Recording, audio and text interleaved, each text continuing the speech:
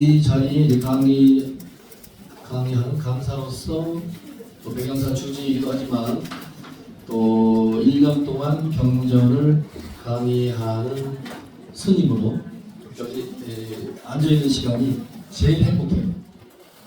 정말 행복해요. 여기 한 14살에 중이 돼서 올해 나이가 지금 78인데 78인데도 78인지 뭐 88인지 아무튼 14살에 통도사에 온 거는 틀림없고, 그래서 공부를 잘한 것도 없지만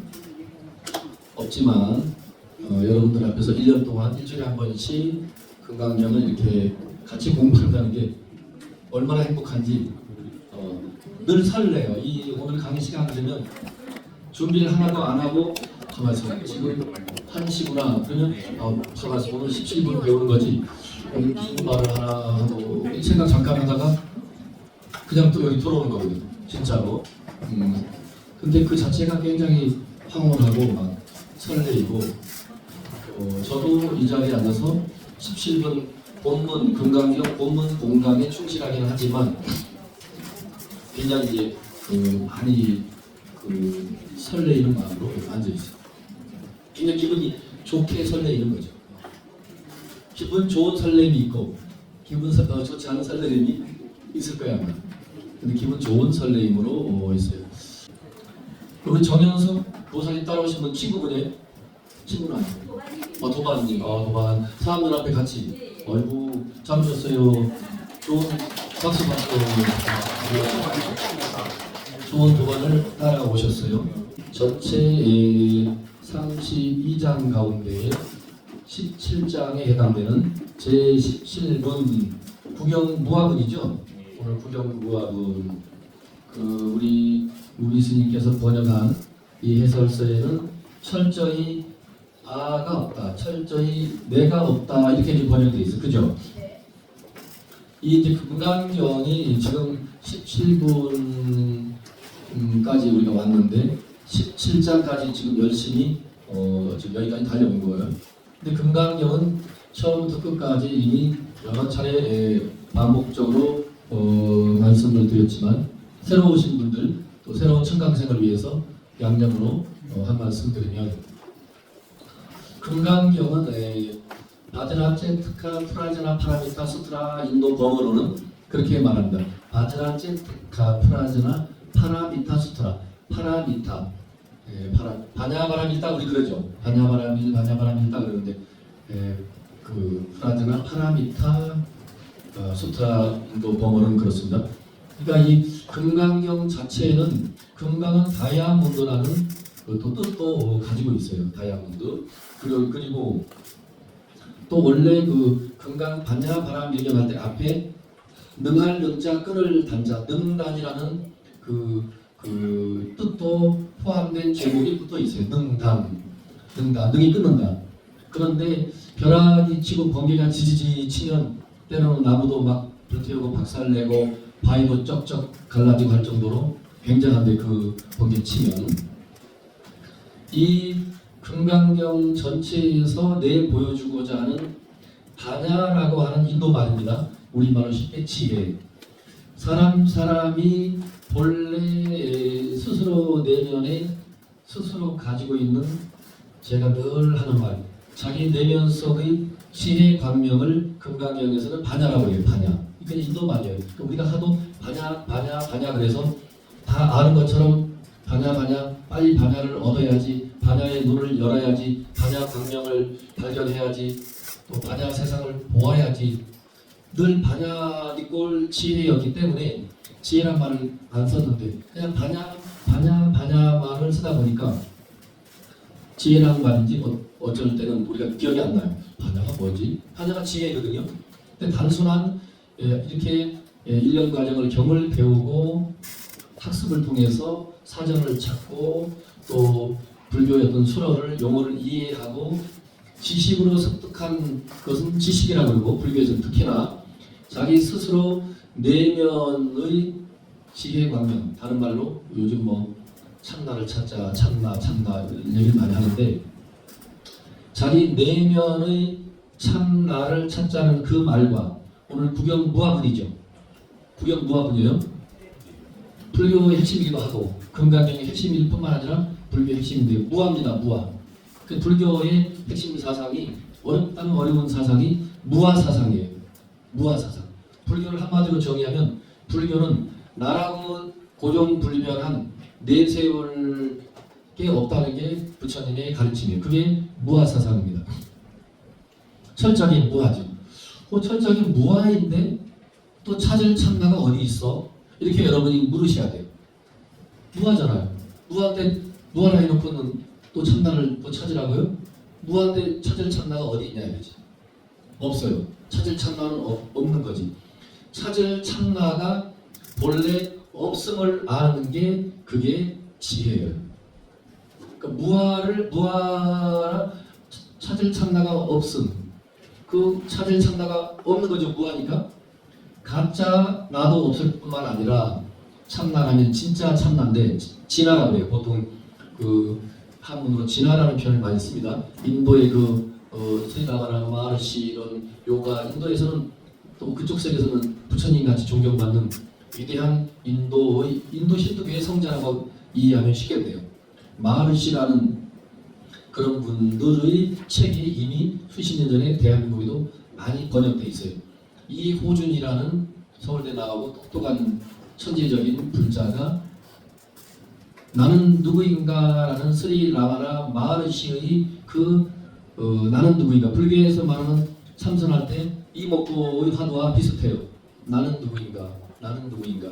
그래서 이호준 나중에 그 책을 번역한 이후에 출가해요. 송강사로 출가해서 철저하게 이런 주지 이런 거 뭐 목탁도 안 치고 주지도 안 하고 행정도 안 보고 철저하게 본인이 나는 누구인가 책도 번역했을 뿐만 아니라 그 책 번역하기 이전에도 그 어릴 때부터 불교 학생에 서울대 졸업해도 불교 학생이에요. 보통 사람이 아니죠. 그래서 출가까지 하고 또 수십 년을 철저하게 티베트 불교, 미얀마 남박 불교, 우리 대한민국의 모든 선언에서 가나선 화두 참선 10년.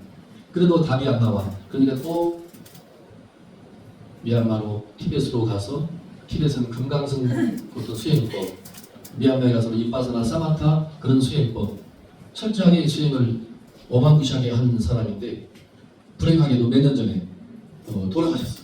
심장 마비 평소에 그런 지병이 있었다는 이제 소문이 있어요.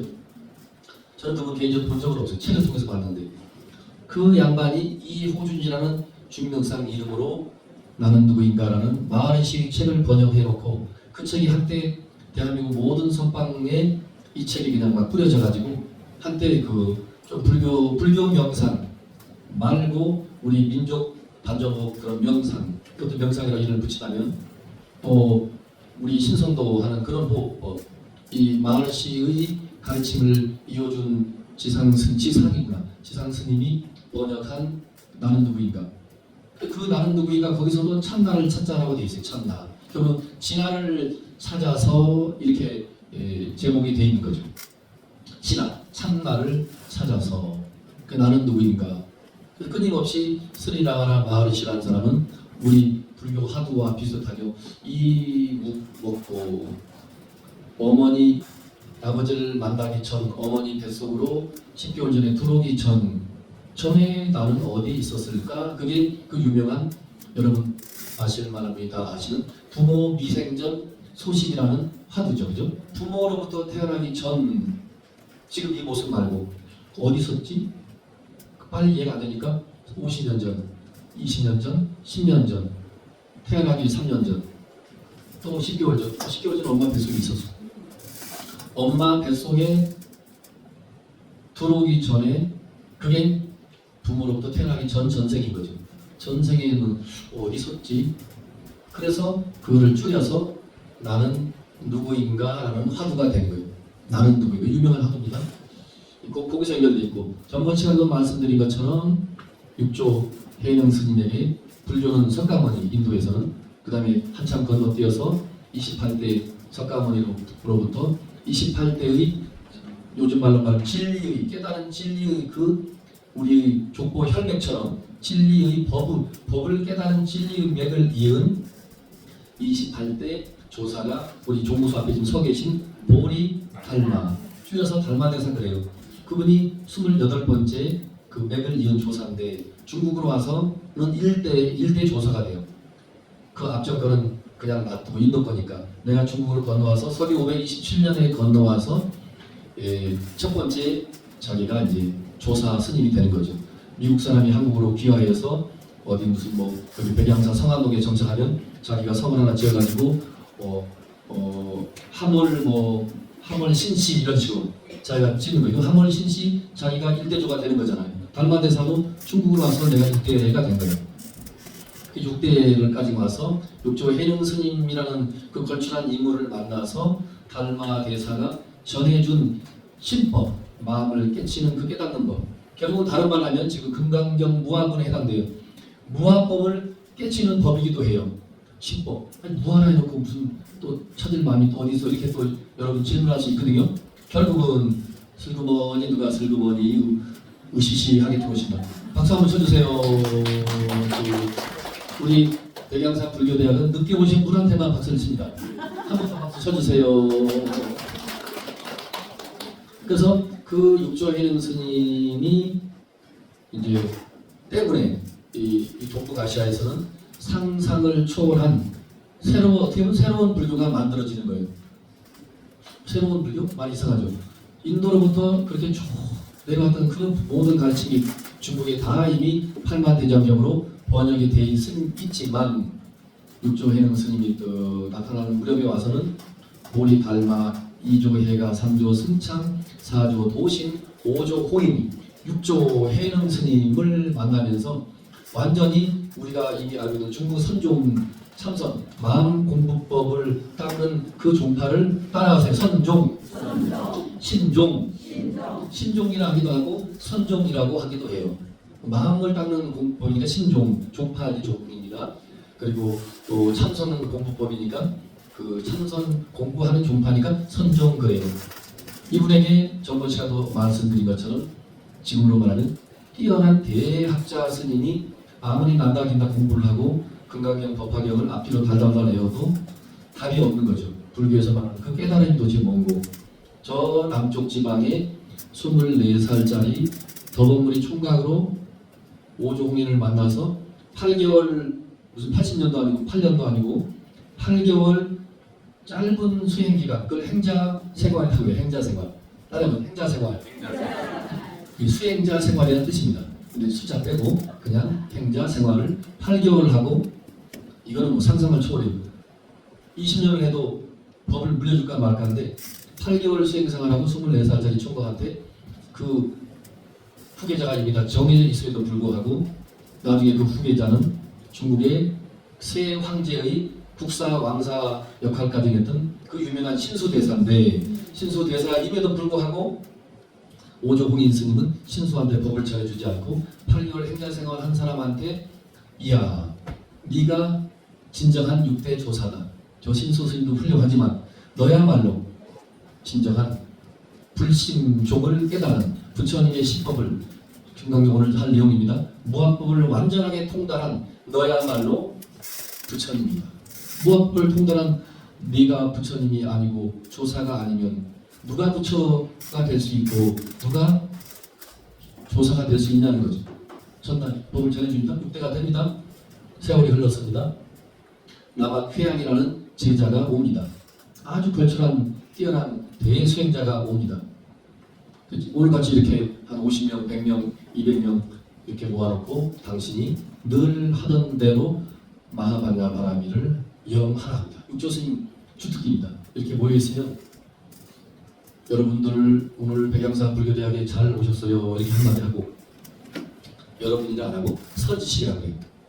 도인한테 선지식이라고 하고 큰 위대한 스승한테 불교에서는 부처님급에게 선지식이라고 불교에서 쓰는 용어인데 육조해능 스님만의 독특한 가풍이에요. 선지식들이요 그래요. 앞에 있는 사람들이 깜짝 놀랄 거 아니에요. 우리가 선지식 아닌데 우리는 뭘 배우는 제자인데 왜 우리한테 선지식이라 할까? 그러면 일단 패션마크 놔두고 선지식들이요. 마하바냐 바라미를 생각하라 그래요. 그 생각 연자. 마하바냐 바라미를 염하라. 자, 우리도 한번 육조스님 흉내를 내서 한번 해봅니다. 10번. 마하바냐 바라밀 시작. 마하바냐 바라밀, 마하바냐 바라밀, 마하바냐 바라밀, 마하바냐 바라밀, 마하바냐 바라밀, 마하바냐 바라밀, 마하바냐 바라밀, 마하바냐 바라밀.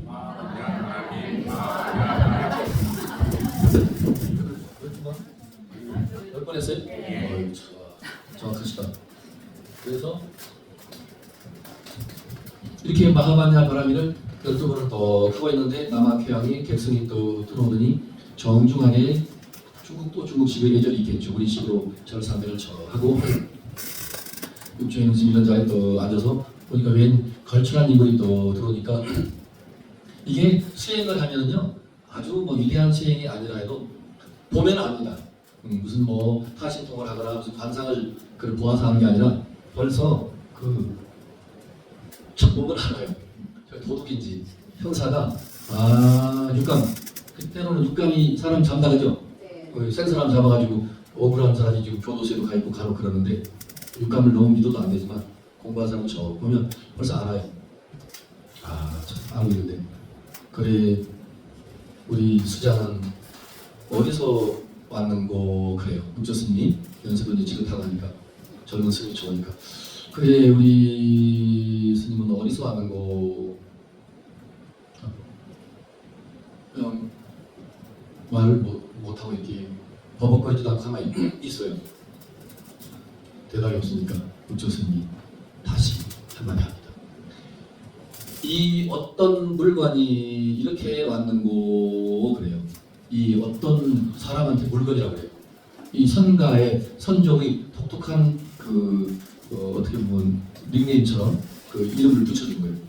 그래서 우리 선종에서는 마음 공부한 데서는 마음이라 하기도 하고 주인공이라 하기도 하고 진화, 참나라 하기도 하고 여러 가지 명칭을 붙여요. 근데 중국 사람들 선종미 세계에서는 마음이라고 해도 그게 옳은 이름이 아니다 이거예요. 그래서 나중에 이런 식으로 스승들이 또 우리들 가르칩니다.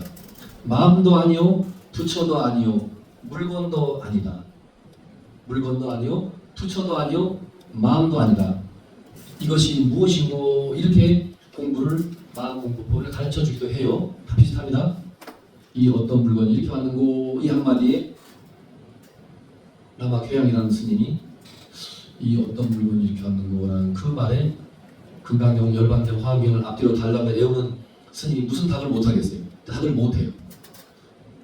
그걸 끝이에요. 답을 못하니까 그걸 끝나고 스님도 더 이상 묻지 않고 그대로 대중들과 같이 8년을 스님 법문하면 옆에 따라다니고 법문 듣고 스님을 또 도와드리고 시중도 들고 비서실장 마냥 8년을 옆에 있다가 깨달았어요. 이제 이 어떤 물건이 이렇게 하는 거 그래서 이런 다시 스님이 법문하는 자리에서 공식적으로 남아쾌양 스님이 육조회능 스님에게 다시 묻습니다. 스님, 8년 전에 제가 왔을 때 이 어떤 물건이 이렇게 왔는고 물으셨죠?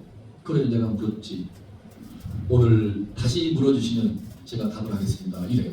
다시 물어요.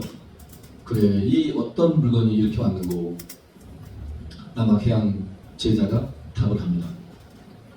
설사 한 물건이라 해도 맞지 않습니다. 그래요. 이게 그 유명한 답이 육조당경에 나와 있어요. 이 어떤 물건이 이렇게 왔는 거 그러면 나는 남아쾌양입니다. 나는 기라 육척 장신입니다. 물건이라 했으니까 나는 홍길동입니다. 이렇게 맞습니다. 이렇게 대답해도 되지만 그런 거 다 거두절미하고 설사 스님은 이 어떤 물건이라고 질문을 하셨지만 제 8년 후에 깨달은 제 답입니다. 그러면서 설사 한 물건이라고 한다 한들 맞는 답이 맞는 소리가 아닙니다. 그 말에 육조회능 스님이 이미 제자가 깨달음의 깊이를 다 아신 거죠. 그래서 두 번째 질문합니다. 아주 간단해요. 그래 그렇다면 수행 닦아서 증득할 수 있는 거냐 없는 거냐 물어요. 그걸 한문으로 유명한 말로 여러분 한문으로 따라해보세요. 뜻은 몰라도 환가수중 환가수중부와 그러니까 아는 토를 붙여놓은 거고 환가수중부. 부정할 때 그 거부할 부자거든요. 환가수중부. 도리어 가히 지력하면 닦아서 즉 수행을 해서 깨달은다는 게 증득합니다. 증명사의 증자.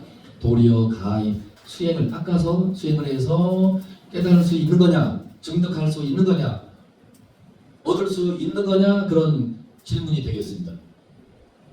설사 한 물건이나 해도 맞지 않습니다 라고 답을 8년 만에 했죠. 6조 해명 스님이 얼마나 흥분이 됐겠어요.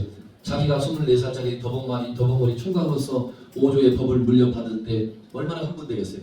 근데 자기 진정한 후계자가 지금 나타나가지고 한마디를 했으니 얼마나 그걸 아시는 입장에서 도인이 진짜 조금 흥분이 되죠. 그러나 딱 모른 척하고 좀 쉽게 풀이하면 너 참 좋은 거 얻었구나 이런 말을 안 했어도 그 말이 깔려있는 거예요. 이야, 한 물건이라고 할 수 없는 거지. 그거는 이 금강경 오늘 구경무화문은 이걸로 지금 내가 대신하는 거예요. 이야, 무하라 했잖아요. 그러니까 한 물건이라 해도 틀린 소리지. 구경무화문이에요. 금강경 오늘 배울 제17장이 구경무화문이라고. 설사 한 물건이라 해도 맞을 수 없는 게 금강경의 가르침이잖아요. 무하니까. 무한데 한 물건이니 두 물건이니 참나니 거짓나니 무엇을 거기에 붙인들 다 답이 아닌 거죠. 오늘 말이 잘 되네. 오, 새로운 분이 오고 나니까 흥분이 돼서 말이 잘 되죠. 이야, 이 프로 부정하니까 또 자뻑을 뻥이 심하네. 아, 이게 유튜브까지 찍고 있는데 이 스님이 이게 뻥이 심하면 안 되는데.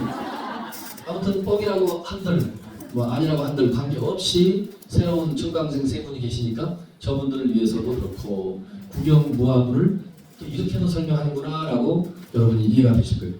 설사 한 물건이라 해도 맞지 않습니다. 그래 그럼 닦아서 수행을 해서 네가 지금 말한 한 물건이라고 해도 맞지 않다는 그것 닦아서 얻을 수 있는 거야?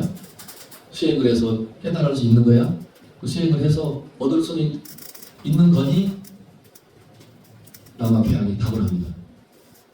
어쩌요? 닦음과 깨달음, 수증이라고 해요. 수증, 따라서 수증.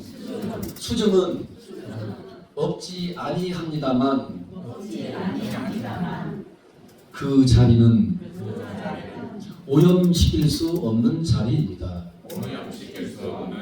그 자리는 오염시키려고 밤이나 낮이나 용을 써도 오염되지 아니한 자리입니다. 그렇게 답을 합니다. 수증 즉 불문화, 수증은 닦음과 증득 깨달음은 없다고 할 수는 없지만 그러나 그 자리는 불오염의 자리, 오염될 수 없는 자리, 오염시킬 수도 없을 뿐만 아니라 그 오염되지도 않는 자리인 거죠. 그 영원한 그 지혜 광명만이 있는 거죠.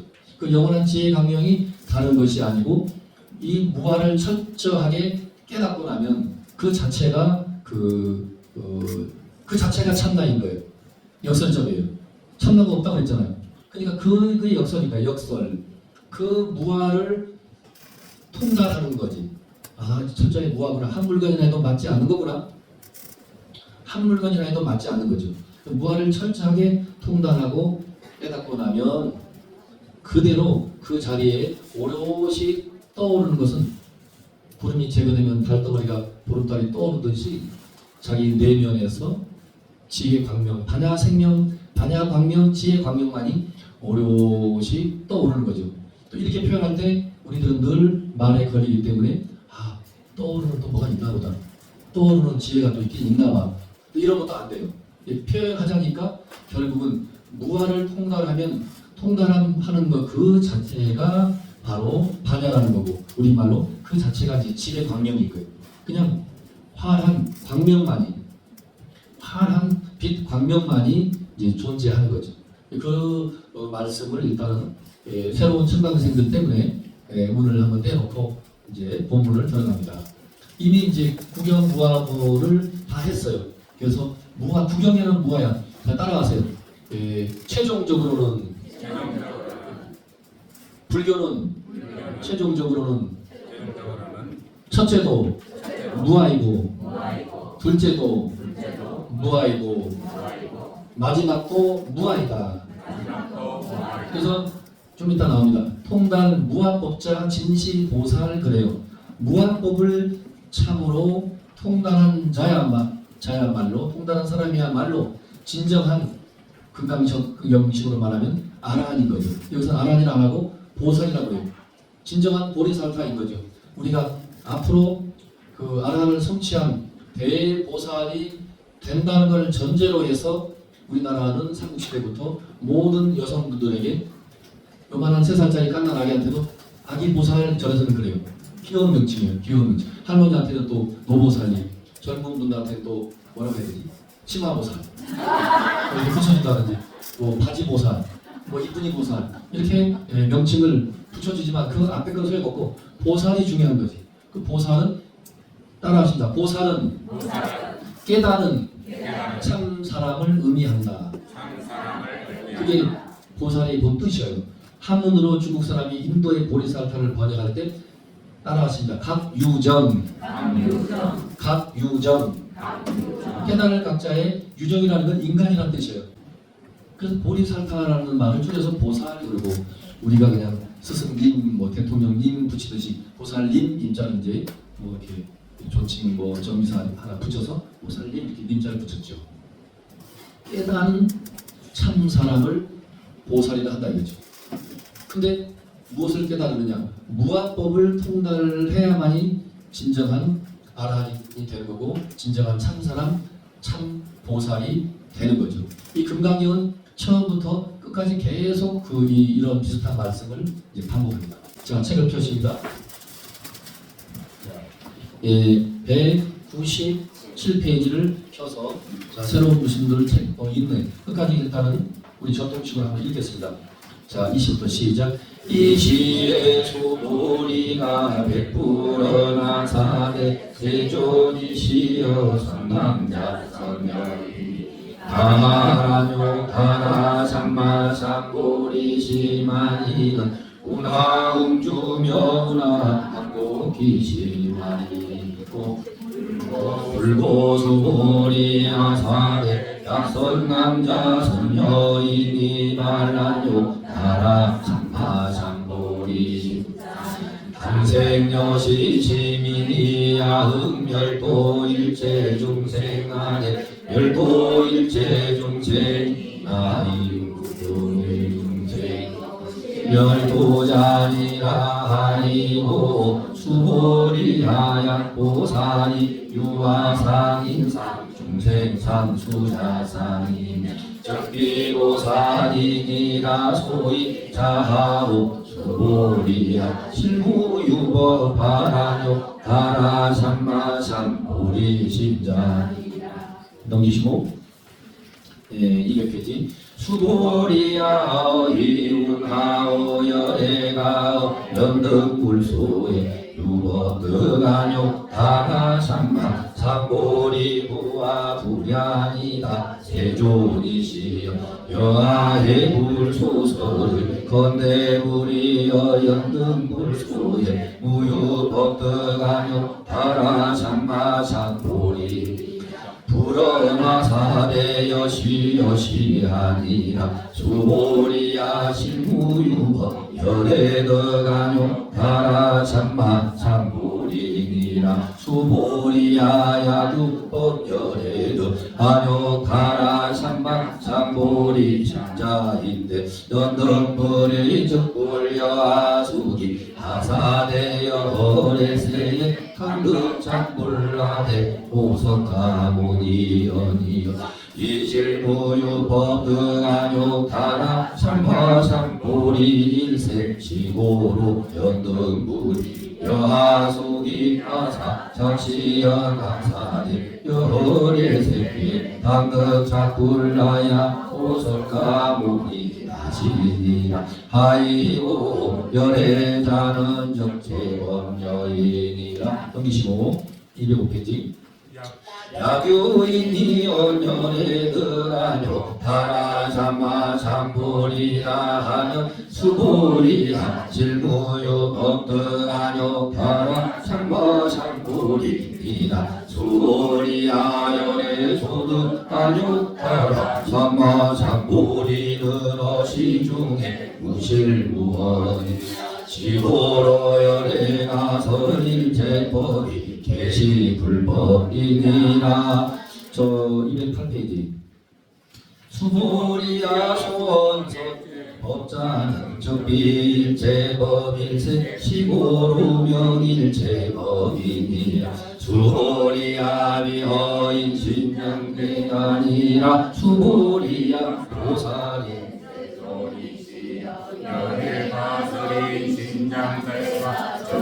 비배신일세 심영대신이니라. 수불이야 보살도 여겨시 하야약자 시연하사대 아당멸도 무량중생이라 하면 증불명 보살이니 하이고 수불이야 실무요법명이 보살이니 시고로 불설일체법이 무하무희 무중생 수자하너라. 수보리야 약보살이 자시연후대 아남차건불토라하며 시불명보살이니 하이고 연애가 설장어 불토자는 즉비장어밀세 지명장어이니 수보리야 약보살이 통달 무하법자는 연애가 설명진시 보살이니라. 번역본을 읽습니다. 198. 자, 그때부터 시작. 그때 수보리가 부처님께 사려였습니다. 세종이시여 선남자 선녀인이 최상의 깨달음에 대한 마음을 익히며 어떻게 머물며 어떻게 행복하게 합니까? 부처님께서 수보리에게 말씀하셨습니다. 만약 선남자 선녀인이 최상의 깨달음에 대한 마음을 익히니는 반드시 이와 같은 마음을 내어야 합니다. 나는 반드시 일체 중생들을 다 제도하노라. 그리고 일체 중생들을 다 제도하였으나 한 중생도 실은 제도하는 것이 없노라 라고 하라.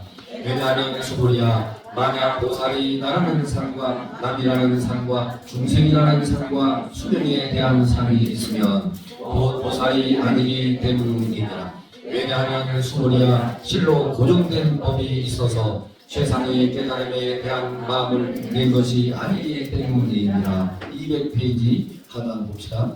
시작. 수보리야 그대는 어떻게 생각하는가? 열애가 열린 부처님의 저서에서 어떤 고정된 법이 있어서 최상의 깨달음을 얻었는가? 나는 대법이시여 제가 부처님께 말씀하신 것을 이해하니 부처님께서 연건 부처님의 저서에서 어떤 고정된 법이 있어서 세상의 깨달음을 얻는 것이 아닙니다. 부처님께서 말씀하셨습니다. 사실 그러하니라. 수보리야 실로 어떤 고정된 법이 있어서 열애가 최상의 깨달음을 얻는 것이 아니니라.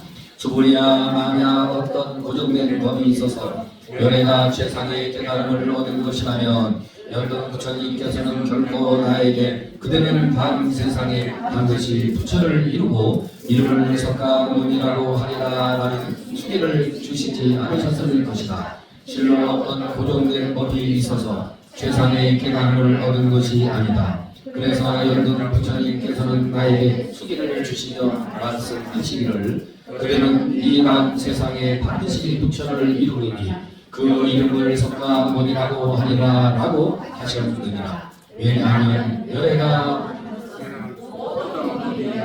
뜻이기 때문이니라. 여기 보시면 205조 시작. 그러므로 만약 어떤 사람이 열애는 최상의 깨달음을 얻었다라고 말하더라도 수보리야 실로 고정된 법이 있어서 부처님이 최상의 깨달음을 얻은 것이 아니다. 수보리야 열애가 얻은 최상의 깨달음은 여기에 실감도 없고 헛된도 없느니라. 그러므로 열애가 말하기를 일체 법이 모두 다 불법이다 라고 하니라. 넘겨보시고 208조. 수보리야 이른바 일체 법이라는 것은 곧 일체 법이 아니다. 그러므로 그 이름이 제 범인이라. 수고리야 비유하자면 사람의 몸이 아주 큰 것과 같느니라. 수고리가 상하였습니다. 세균이시여 여호와께서 말씀하신 사람의 몸이 아주 크다는 것도 곧 큰 몸이 아니고 그 이름이 큰 몸이 뿐입니다. 또 210조 시작. 수고리야 보살도 이와 같아야 하나니 만약 나는 한량없이 많은 중생들을 제거하노라고 말한다면 이를 곧 보살이라고 이름할 수 없느니라.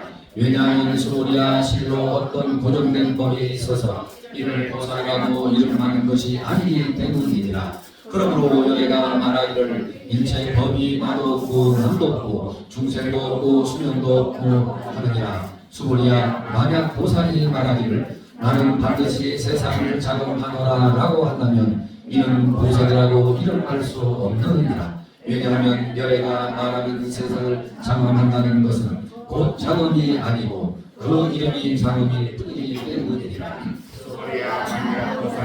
무아의 이치를 통달하였다니 열애는 이 사람을 진정한 보살이라고 하느니라. 이제 앞으로 다시 넘어와 보십시오. 지금 이 제17분, 제17장이라고 또 부른다 했죠. 구경 무아는 철저히 아가 없다.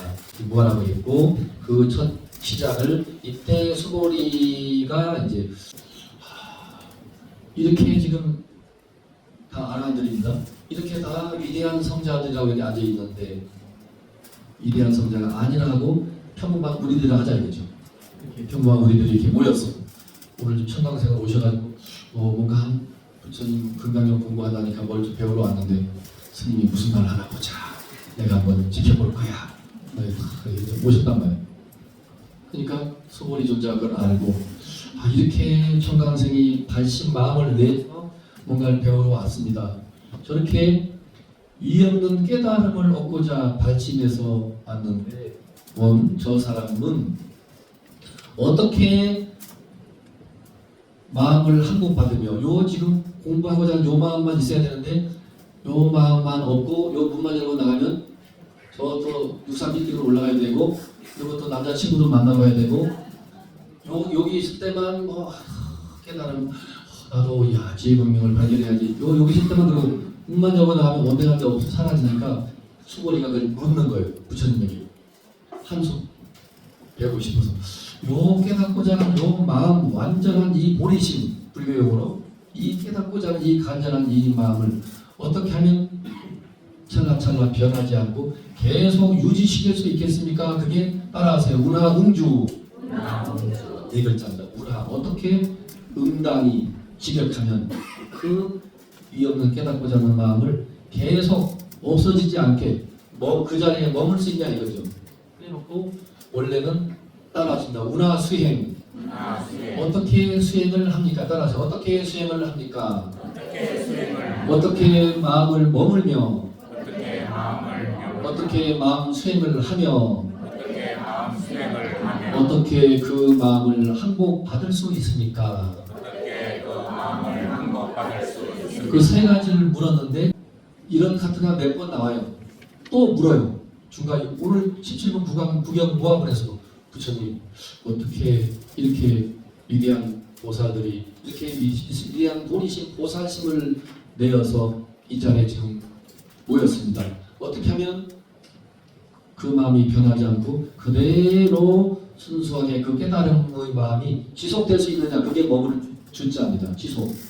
그리고 어떻게 지속적으로 수행을 할 수 있겠습니까? 운하 수행, 운하 항복기심 그리고 최종적으로 우리 108번뇌라고 그럴까 온갖 그런 것들을 모든 번뇌 망상을 어떻게 다 내려놓을 수 있도록 항복시킬 수 있겠습니까? 라고 이제 질문이 이제 벌어져요.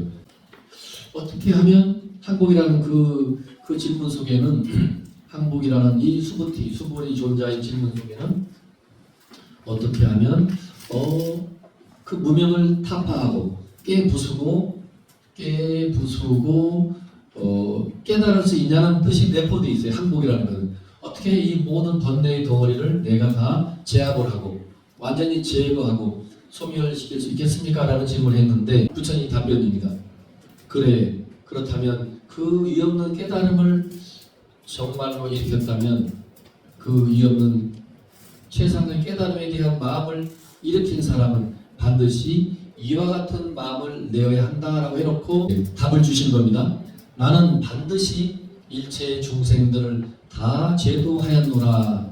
그리고 일체 중생들을 다 제도하였으나 한 중생도 실로는 제도한 것이 없노라라고 하라. 이 부처님이 지금 가르쳐 주신 거예요. 어떻게 하면 제가 지금 깨닫고자 하는 이 마음을 지속시킬 수 있으며 무명을 타파하고 무명 모든 번뇌를 다 항복받을 수 있겠습니까? 라고 했더니 부처님의 돌아오는 답이 이게 금강경이 일관되게 하는 답변이기도 해요. 일체 중생들을 금강반야바라밀, 우리가 공부 시간이니까 금강반야바라밀 금강경의 가르침생으로 부처님 제가 오늘도 친구를 지금 청강생으로 백양생에 이렇게 데리고 왔습니다. 저 큰일 했지요? 예를 들면 제가 지금 한 사람을 백양사 금강경 반에 이렇게 지금 인연을 맺어서 여기까지 왔습니다. 또 우리 정현수 보살님도 같은 또 친구분 두 분을 이렇게 모셔왔습니다. 저희 훌륭하죠? 그런 생각을 부처님은 아예 못하게 해요. 아예 못하게 하시면서 반드시 일체 중생을 내가 제도했다. 지금 청강생으로 여기를 내가 인연을 맺어왔다. 예를 들면 실제로 여기 인연 맺어온 거 맞잖아, 그죠? 맞지만 실로는 한 중생도 한 도반도 백양사 금강경 경전반에 저는 데려온 바가 없습니다. 라고 생각하는 거예요. 그래서 내가 누구를 인연 맺어왔다라는 걸 생각하는 순간 올바른 수행법이 아니라는 거죠. 올바른 무명을 타파하는 항복받는 법도 아니다 이거죠. 그래서 실로는 한 중생도 내가 어디로 이끌어주거나 그 사람을 위하는 삶을 살았거나 그런 것조차가 없어야 되는 거죠. 더 쉬운 말로 가정의 남편을 위해서 가족을 위해서 저는 매일매일 이와 같이 헌신합니다 라는 생각을 하는 순간 진정한 헌신이 아니라는 거죠. 당연히 해야 되는데 그걸 생색을 내고 내가 오늘 부인을 위해서 오늘 특별히 방 청소도 하고 왔고 남편을 위해서 뭘 하고 왔고 금강경은 일체 그거를 못하게 해요. 그거 하는 순간 금강경의 무아법을 못 깨닫는 거죠. 영원히 무아법을 못 깨닫기 때문에 금강경에서는 철저하게 무조건 다 내려놓아라. 네가 지금 무엇을 남편을 가족을 또 이웃을 사회를 국가를 이 온 세상을 위해서 저는 저 나름대로 이와 같이 무엇을 했습니다 라는 생각조차도 가지고 있지 말아야 되지. 허공처럼 거창한 말로 허공처럼 마음을 텅 비우라는 거예요. 그래서 우리가 충원할 때 멋진 게 있어요. 심청정 여허공. 마음은 청정해서 허공과 같이 하라. 문수보살님 가르침이기도 하고 경전에 나와요. 심청정 여허공. 우리 마음을 청정하게 해서 저 허공과 같이 텅 비워야지. 비행기도 날아가고 구름도 날아가고 무엇이 이 속에 왔다 갔다 하지. 여기 뭔가 얼쩡거리고 여기 껴있으면 하나도 자유롭지가 못하죠. 금강경은 철저하게 왜냐하면 수보리야. 만약 수행자가 모사는 수행자로 만약 진실한 수행자가 나라는 상과 이 금강에서 말하는 거죠. 아상, 인상, 중생상, 수자상을 이 무비스인 번역은 나라는 상과 인상은 남이라는 상과 중생상은 중생이라는 상과 수명에 대한 상은 수자상. 수명에 대한 그 상이라는 말은 다른 말로 집착이라는 뜻이에요. 제가 늘 말하죠. 금강경에서의 모양상자는 처음 1교시 시작할 때부터 제17분까지 오면서 그 상은 생각상자의 상도 되고 모양상자의 상도 되고 또 볼견자의 견도 된다고 그랬죠. 세 가지 뜻을 내포하고 있어요.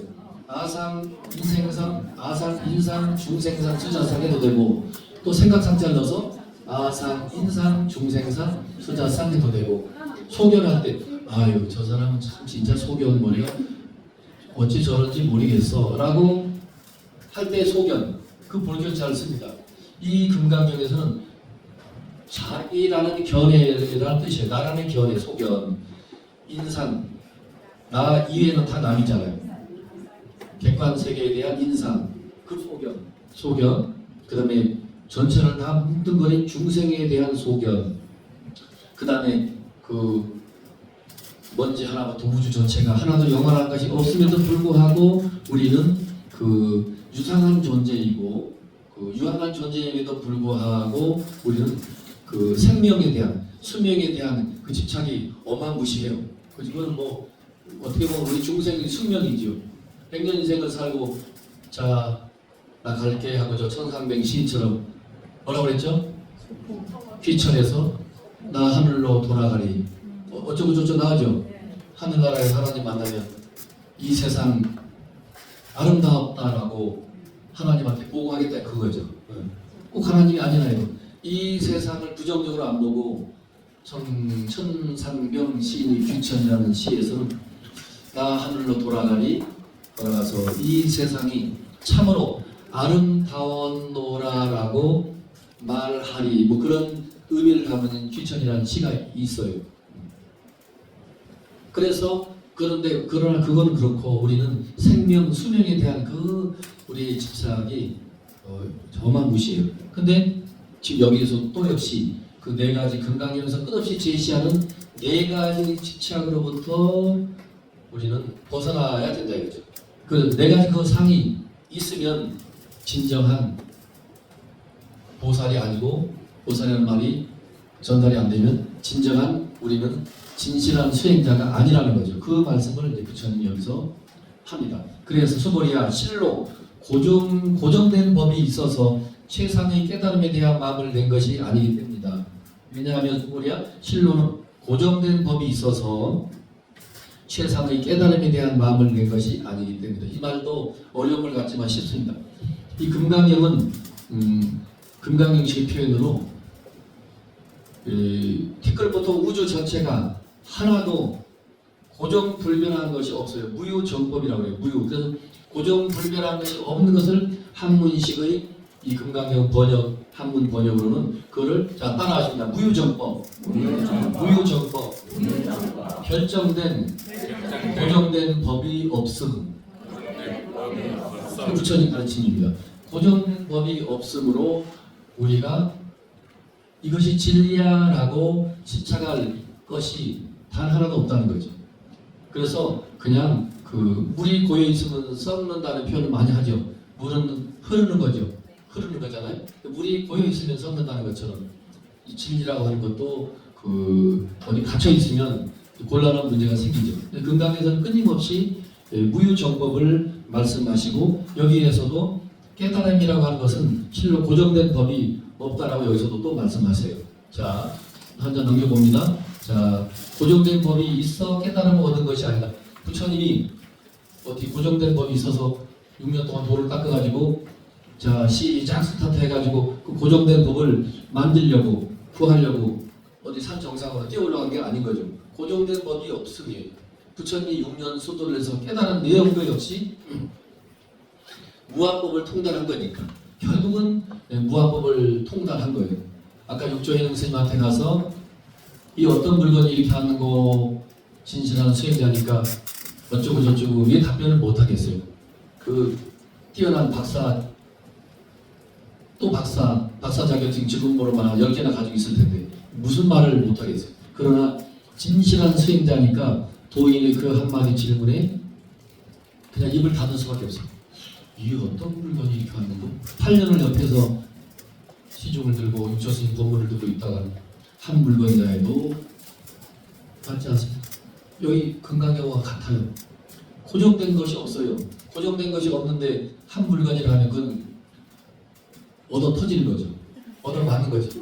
뭐 한 물건, 고정된 것이 없고 무하라고 했는데 뭐 한 물건이라고 해도 틀린 답이고 두 물건이라 해도 틀린 답이고 마음이라 해도 틀린 답이고 부처라 해도 틀린 답이고 무엇이라고 해도 다 틀린 답이에요.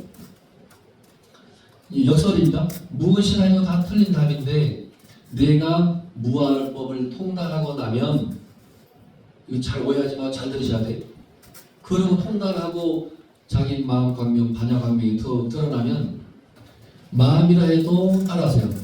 무한법을 통달하고 나면 무합법을 통달하고 나면 마음이라 해도 맞는 답이요. 마음이라고 물건이라 해도 맞는 답이요. 물건이라도 맞는 무엇이라고 한들 무엇이라고 한들 틀린 답이 있으리야. 틀린 답이 야, 있으랴. 멋진 말이다. 야, 내가 말하고 내가 감독을 하네. 제가 조금 부족하긴 부족해. 야, 진짜 참. 이 말이 어떻게 튀어나올까? 그래서 이거는 이제 깨달은 사람의 분상에서는 오늘 제 말이 맞다는 걸 증명시켜 줄게요. 요 뒤에 나와요. 자, 따라하시면 미리 답을 알려드릴게요. 일체법, 개시 불법이다. 일체법, 개시 불법. 7장이에요. 오늘 배우는 대목이 아까 우리가 읽었어요. 그래서 무아를 통달하게 되면 아상, 인상, 중생상, 수자상을 속된 말로 내려놓게 되면 그 내려놓은 그 진실한 보살, 진실한 수행자, 그 진정한 아라한은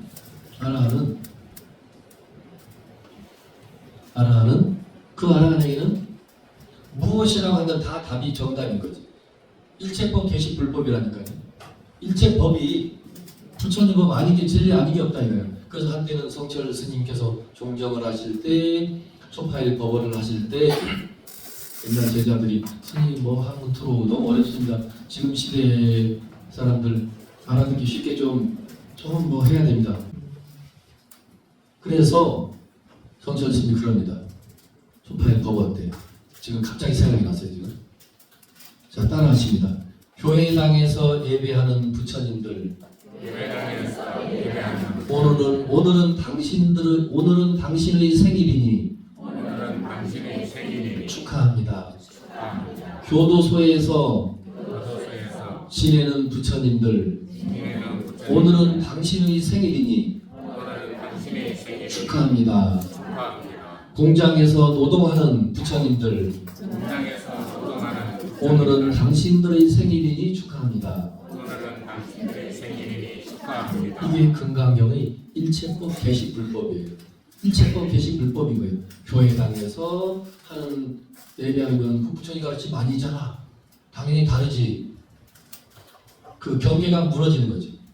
그걸 경계가 무너진다고. 그러니까 이걸 공부를 하지 않은 사람은 이제 이런 걸 함부로 해줄 수 없지만 우리가 금강경을 배우고 일체법 개시 불법을 오늘 17장 구경 무화문에서 배우기 때문에 이 설명을 안 할 수가 없는 거죠. 일체법 개시 불법이라는 이 정도 수준의 강의를 여러분이 지금 듣고 배우고 있는 입장에서는 성철 스님 총파일날 교도소에서 복역하고 있는 것도 다 부처님이고 예배당에서 예배 보는 사람들도 부처님이고 또 반대로 예배당에서 목탁치는 부처님들을 이렇게 해요. 그리고 법당에서 찬송가 부르는 부처님들 아주 그냥 당신 마음대로 말을 갖다가 막 이리 뒤죽박죽을 하는 거죠. 뒤죽박죽을 해도 금강경식으로 일체법이 개시 불법이기 때문에 진리 아닌 게 없다는 거지. 굉장한 거죠. 그래서 여기서 이제 부처님이 특별한 말씀을 하십니다. 내가 만일 고정된 법이 있어서 깨달았다고 만일 할 것 같으면 그래서 내가 그 무슨 큰 깨달음을 이루었다고 만일 가정한다면 전생에 연등 부처님이 계셨다는 거예요. 우리는 알 수 없어요. 부처님의 말씀입니다. 내가 태어나기 이전 아주 전생이야. 연등이라는 이름을 가진 부처님이 있었는데 내가 고정된 법이 있어서 진리가 있어서 뭘 깨쳤다라고 만일 했을 것 같으면 그 연등 부처님께서 나에게 너는 장차 어떤 미래의 세상에 석가모니라는 이름을 가지고 부처가 될 것이다 라고 그를 말하면 애언이라고 그래요. 애언. 이 금강경 한문투의 번역으로는 따라하십니다. 수기. 줄수자입니다. 줄수 기록할 기. 기독교에서도 애언이라는 게 있거든. 어떤 성자들이 하나님의 계시를 받아서 애언도 하듯이 이런 뛰어난 그 성자들은 보통 우리 식으로 말하면 범부 중생이 이해할 수 없는 어떤 위대한 영적 능력이 있는 거죠. 내가 고정불변한 진리가 있어서 깨쳤다고 할 것 같으면 연등 부처님이 나에게 너는 장차 부처가 될 거야 라는 그런 멋진 약속, 예언을 안 해주셨을 거다 이래요. 근데 그분이 왜 나한테 미래에 부처가 된다고 예언을 했을까? 고정불변한 법이 있음이 아니기 때문에, 고정불변한 법이 있음이 아니기 때문에, 고정불변한 건 없어요. 그렇기 때문에 깨달아도 깨달은 바가 없는 거죠. 이제 어렵습니다. 금강의 전체가 그래요. 그 금강경을 수백 번 말했죠. 따라하세요. 금강경은 부정의 논리다. 금강경은 즉비사상이다. 깨달아놓고 깨달은 바가 없다는 게 전부 즉비야. 곧 아니다, 곧 아니다, 아니다, 아니다. 깨달았어도 깨달았다면 깨달음이 아니다. 금강경을 설법을 하면서도 금강경을 설법이라고 말하면 그것은 금강경의 설법이 아니다. 이 이름이 다만 금강경의 설법일 뿐이다. 끊임없이 금강경은 그렇게 우리에게 가르쳐주는 경이에요. 다른 경우는 틀려요. 다른 경전이 가르침하고 완전히 틀려요. 다른 경전에서는 오늘 절 법당을 짓는데 또 교환장 시절에 복이 되고 또 경전을 이렇게 또 좀 많이 책을 여러 사람 이웃에게 나눠주면 복이 되고 이런 어떤 기복적인 내용이 일부 있을 수 있는데 금강경은 철저하게 기복적인 것을 다 파괴해버려요. 다 파괴해요. 금강경 잘못 배우면 이제 골치 아파요. 저희 시주도 안 하고 시주도 안 해요. 금강경 배우는데 시주할 거 없네요. 다 그 돈으로 금강경이 나오잖아요. 탑을 수억만 개가 뭐야? 어째 인도 사람들, 중국 사람들은 이 상징적인 표현이 좀 달리 이 부처님 말씀 내가 그렇게 말하면 좀 그렇긴 하지만 풍이 너무 세요. 우와, 탑을 100만 개 시주했다 이렇게 안 합니다. 이 우주에 가득 불교식으로 말하면 따라하시면 삼천대천세계 그건 많이 다 한 거죠. 자, 다른 말로 쉽게 이 우주에 가득 절과 탑을 수없이 세운 공덕보다 금강경 사국의 한 줄만이라도 읽고 쓰고 이웃에게 전해주는 공덕이 천만억분 더 뛰어나다. 금강경은 그렇게 가르쳐주고 있어요. 일관되게 그렇게 가르쳐주고 있어요. 그래서 이 금강경 공부를 잘못하면 절문 다 돼야 돼요. 시주도 하지 마라 하는 거예요. 근데 그만큼 금강경이 주장하는 것은 반야의 눈을 뜨면 그만인 거예요. 깨달으면 그만이에요. 그래서 금강경을 제가 제 식으로 따라하십니다. 금강경은 즉각적인 깨달음이 경이다. 그 즉각적인 깨달음의 경을 불교식으로 용어로 도노라고 했어요. 몰록, 갑자기 변화감 깨닫는 거예요. 그래서 도노경이라고 하는데 도노 따라하십니다. 금강경은 도노경이라고 말할 수도 있다. 그 즉각적인 깨달음은 수많은 사람이 많지만 육조해능 스님이 상징적인 인물이 된 거예요. 그냥 무소주 이생기시 8글자 옆 사람이 읽는 걸 듣고 마음을 내되 어디에도 머무르지 마라 말 다 한 거예요. 아상, 인상, 중생상, 수자상에 머무르지 마라. 그건 사족이야, 사족. 따라하세요. 자, 마음을 내되 어디에도 마음을 머물지 말고 그대로 해놔라. 그러니까 어디에도 마음을 머물지 말라는 거예요.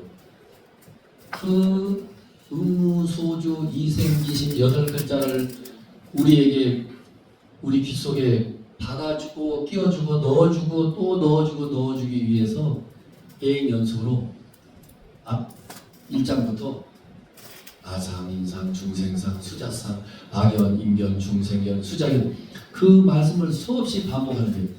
이제 알아들었겠구나 싶으니까 뚝 잘라놓고 이생기심 마음을 내되 어디에도 머무르지 말 것 그걸로 딱 정리해 준 거예요.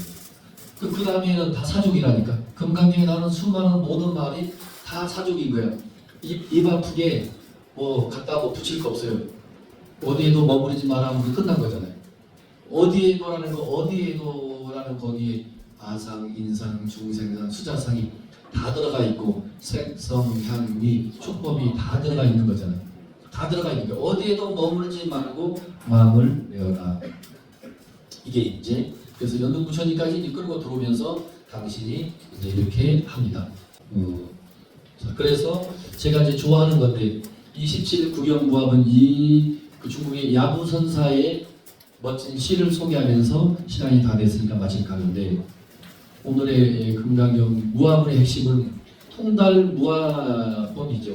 무화법을 통달한 사람이야말로 진정한 아라한이요, 진정한 보살이요, 진정한 부처님 제자라는 거죠. 그런데 중국의 야부선사가 제가 지금 오가이라는 책 역시 이것도 우리 무비 선생님께서 일찌감치 번역한 책인데 여러분들에게 몇 번 소개했죠.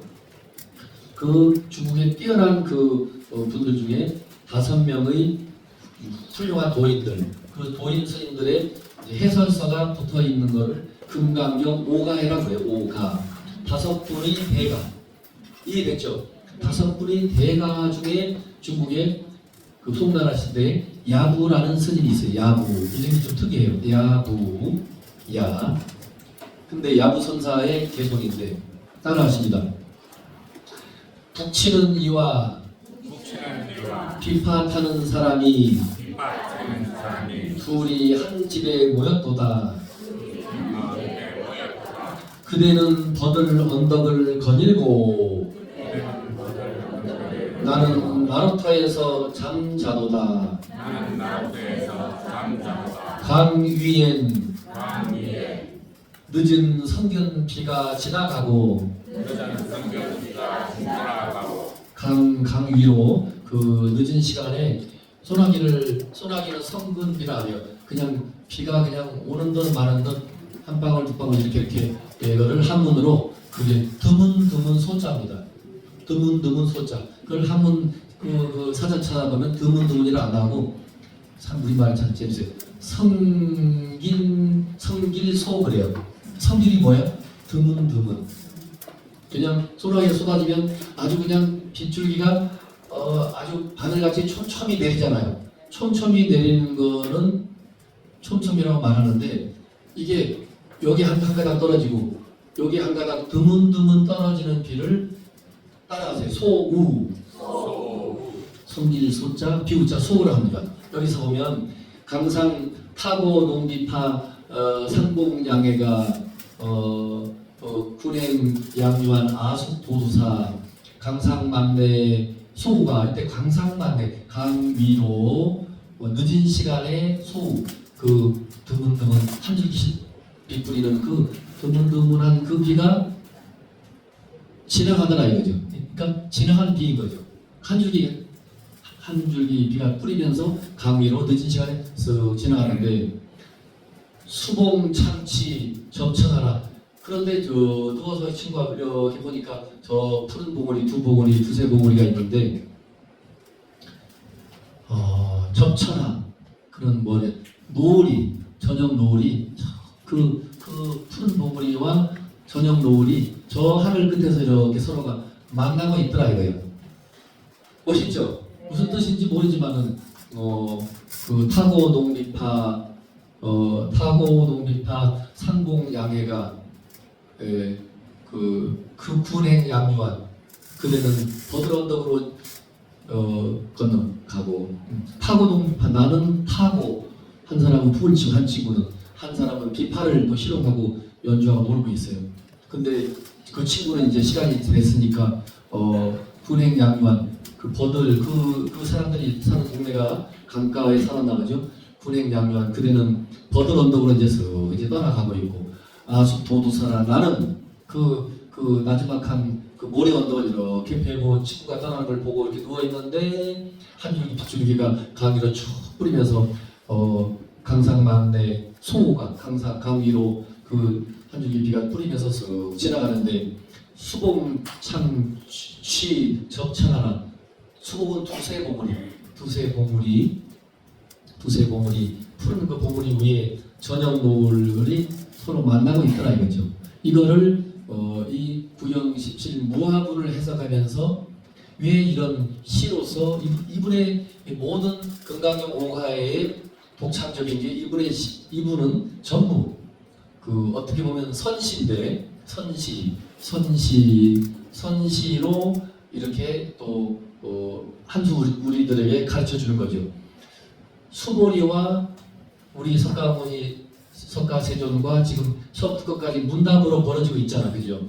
문답을 벌어진 걸 보고 수보리와 석가세존을 두 친구로 보는 거예요. 어떻게 보면 두 친구가 지금 한바탕 연극을 하고 있는 거지. 한 사람은 비판을 타고 한 사람은 푹을 치고 서로 꿍짝이 잘 맞는 거죠. 꿍짝이 잘 맞고 잘 놀다가 한 사람은 저 버들 언덕으로 쓱 지나가고 또 남아있는 친구는 마지막 한 모래 언덕을 베고 이렇게 있는데 강위로 한 줄기 비가 쭉 뿌리면서 지나가고 있는데 저 두세 봉우리 푸른 봉우리 이 끝을 바라보니까 저녁 그 무지개 같은 저녁 노을이 그 하늘 끝에 이렇게 서로 맞닿아 있다 이거죠. 그런 어떤 선적인 표현으로 구경무화문을 여러분들에게 어떻게 전달됐는지는 모르겠지만 구경무화문을 야무선사는 이렇게 멋진 시로 또 표현을 하셨어요. 제가 특별히 잘 소개를 안 하는데 이 내용을 제가 늘 어려서부터 외웠던 거라 너무 좋아서 마침 17 구경무화문을 하니까 구경무화문의 해설로 이 선적인 해설로 여러분들에게 소개하면서 오늘 이 시간을 마치겠습니다. 여러분 수고했습니다.